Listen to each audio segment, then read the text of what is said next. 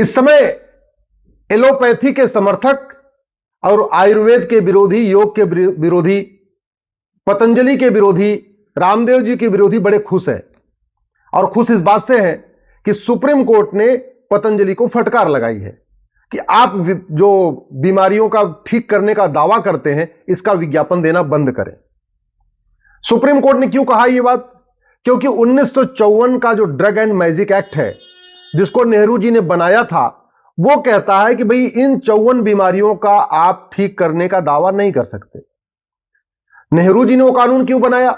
क्योंकि 1940 में अंग्रेजों ने कानून बनाया था ड्रग एंड मैजिक एक्ट, और अंग्रेज चाहते थे कि केवल एलोपैथी का प्रचार प्रसार हो, आयुर्वेद, योग, प्राणायाम, नेचुरोपैथी जो भारतीय चिकित्सा है वो नीचे दबी रहे, केवल जो विदेशी चिकित्सा है एलोपैथी वो ऊपर बढ़ती रहे। इसके लिए उन्होंने 1940 में कानून बनाया था। उसी को कॉपी पेस्ट किया नेहरू जी ने 1954 में, जिसको कहते हैं ड्रग एंड मैजिक एक्ट। और उसमें क्या लिखा हुआ है कि अपेंडिक्स, अंधापन, कैंसर, मोतियाबिंद, बहरापन, डायबिटीज, मंदबुद्धि, माहवारी, इसी तरीके से प्रोस्टेट ग्लैंड, ड्रॉपसी, मिर्गी, पथरी, ग्लूकोमा, ब्लड प्रेशर, हिस्टीरिया, कोढ़, मोटापा, नपुंसकता, बाझपन, टीबी, अल्सर, इन बीमारियों को ठीक करने का कोई दावा नहीं करेगा।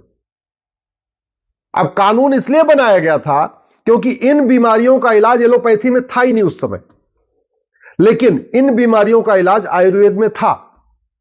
ये जो बीमारियां आपको बता रहा हूं, बाझपन, नपुंसकता, अंधापन, बहरापन, गूंगापन, माहवारी डिस्टर्ब होना, इन सभी बीमारियों का इलाज भारतीय चिकित्सा में था, लेकिन एलोपैथी में नहीं था। इसलिए अंग्रेजों ने कानून बना दिया कि इन बीमारियों के बारे में कोई प्रचार कर ही नहीं पाएगा।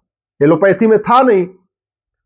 अंग्रेजों को पता था कि महर्षि चरक ने इन बीमारियों का इलाज लिखा हुआ है, महर्षि सुश्रुत इन बीमारियों का इलाज कर चुके हैं, महर्षि वाग्भट ने इन बीमारियों का इलाज बताया है, महर्षि सारंगधर ने इन बीमारियों का इलाज बताया है, महर्षि आचार्य भाव प्रकाश ने इन बीमारियों का इलाज बताया है, लेकिन उनके एलोपैथ में इन बीमारियों का इलाज नहीं था। इसलिए सीधे सीधे उन्होंने कानून बनाया कि इन बीमारियों का इलाज, ये जो लिस्ट आपको मैंने बताया है, इसके बारे में कोई प्रचार प्रसार नहीं कर पाएगा।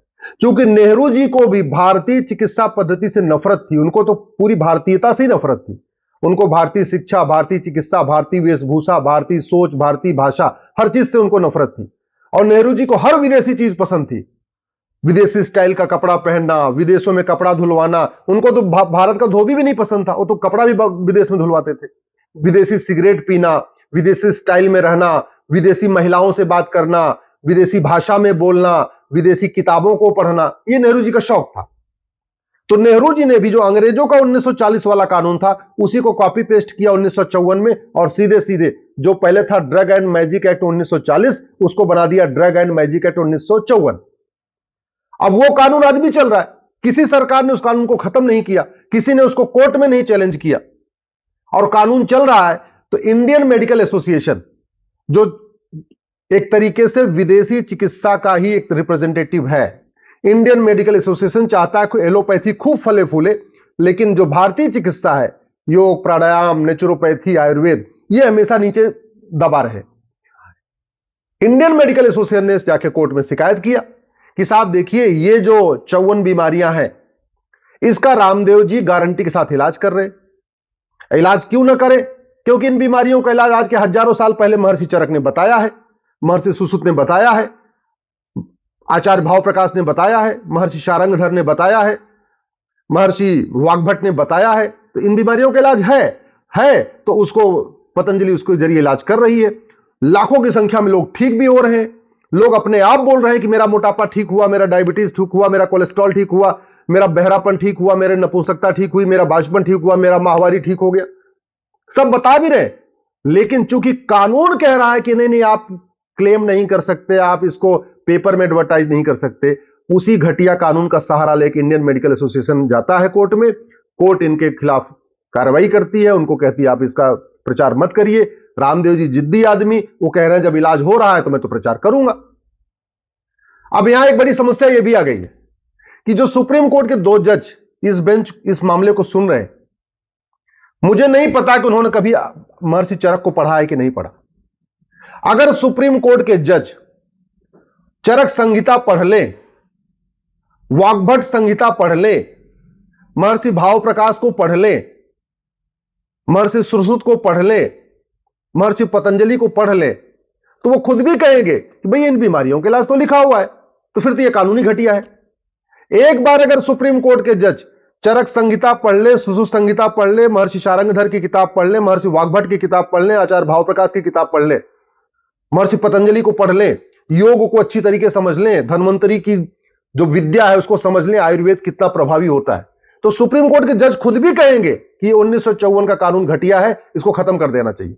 लेकिन चूंकि सुप्रीम कोर्ट के जजों ने हमारे ऋषियों मनीषियों को पढ़ा नहीं, महर्षियों को पढ़ा नहीं है, तो उनको लगता है आईएमए जो कह रहा है वही ठीक है, और वैसे सुप्रीम कोर्ट का कानून केवल कानून का इंटरप्रिटेशन करना है और कानून महाघटिया है, तो रामदेव जी को फटकार पड़ रही है। मैं पूरी तरीके से रामदेव जी के साथ हूं। रामदेव जी को जो फटकार लगी है वो केवल इसलिए लगी है कि 1954 का कानून महाघटिया है। रामदेव जी ने कोई गलती नहीं किया। रामदेव जी तो वही कार्य कर रहे हैं जो महर्षि चरक ने किया था, महर्षि सुश्रुत ने किया था, आचार्य भाव प्रकाश ने किया था, महर्षि वाग्भट ने किया था, महर्षि पतंजलि ने किया था। रामदेव जी तो केवल भारतीय चिकित्सा को बढ़ा रहे हैं।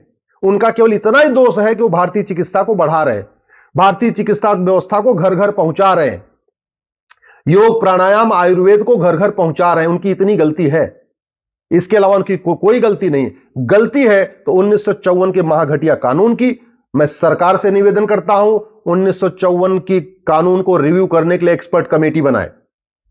एक बार देख लें कि जिन बीमारियों का इलाज चरक संहिता में है, सुश्रुत संहिता में है, महर्षि भाव प्रकाश ने लिखा है, महर्षि वाग्भट ने लिखा है, उसका प्रचार प्रसार करने में और उसके बारे में कहने में कि हां बीमारी ठीक हो रही है, यह अपराध कैसे हो सकता है? तो यह जो कुछ सुप्रीम कोर्ट कर रहा है वो नेहरू जी के द्वारा बनाए गए घटिया कानून के कारण कर रहा है। इसका मतलब जो फटकार लग रही है सुप्रीम जो रामदेव जी को, वो रामदेव जी की गलती के कारण फटकार नहीं लग रही है। आचार्य बालकृष्ण ने कोई गलती नहीं किया है लेकिन फिर भी उनको फटकार लग रही है। पतंजलि ने कोई गलत काम नहीं किया फिर भी उनको फटकार लग रही है। उसका दो कारण है, कानून घटिया है और सुप्रीम कोर्ट के जजों को चरक संहिता नहीं आती, उन्होंने भाव प्रकाश संहिता नहीं पढ़ा है, उन्होंने वाग्भट संहिता नहीं पढ़ा है, उन्होंने माधवकर साहब की महर्षि माधवकर को नहीं पढ़ा है, उन्होंने भारतीय चिकित्सा कितनी गहरी है कितनी गूढ़ है उसको समझा नहीं है। अरे हमारे खुद पिताजी का घुटना खराब हो गया था और हमने एम्स में दिखाया, बोले घुटना बदलना पड़ेगा। हमने राम मनोहर लोहिया में दिखाया, बोला घुटना बदलना पड़ेगा। हमने एक और बड़े प्राइवेट हॉस्पिटल में दिखाया, बोले घुटना बदलना पड़ेगा। मैं अपने पिताजी को ले गया, पतंजलि ले गया, 10 दिन के अंदर घुटना फिट हो गया, घुटना भी सही हो गया, कमर भी ठीक हो गया, उनके बैकबोन में पेन थी वो भी सब सही हो गया।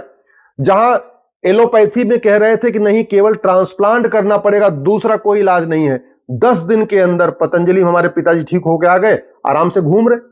ऐसे कितने केसेस हैं, मैंने खुद अपनी आंखों से देखा है। पतंजलि में कैंसर का इलाज होते हुए, बाजपन का इलाज होते हुए, लोग आके बताते हैं कि उनका बाजपन ठीक हो गया, नपुंसकता उनकी ठीक हो गई, कैंसर का इलाज हो रहा है।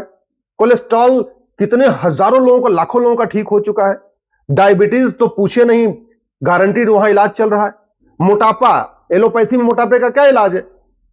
केवल सर्जरी करना। लाखों करोड़ों लोगों का मोटापा ठीक हो चुका है। इसके बावजूद उनको फटकार लग रही है और भारतीय इस पे खुश हो रहे हैं।